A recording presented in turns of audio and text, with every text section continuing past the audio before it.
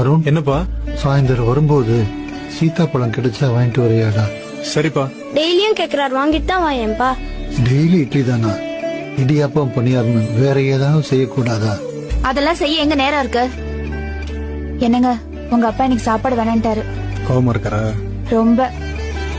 விடு, நாளை கன்வின்ஸ் பண்ணிக்கலாம். சொல்லுங்க உங்க அப்பாக்கு என்னென்ன பிடிக்கும்னு. லஞ்ச்னா பிரியாணி ரொம்ப விரும்பி சாப்பிடுவாரு. மீன் குழம்பு நல்லா காரமா வச்சு கொடுத்தா வெளுத்து கட்டுவாரு.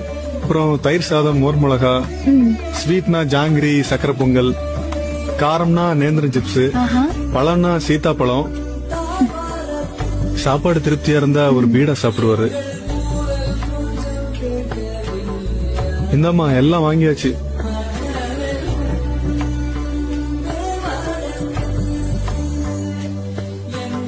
சீத்தாப்பழம் வாங்கினியாடா?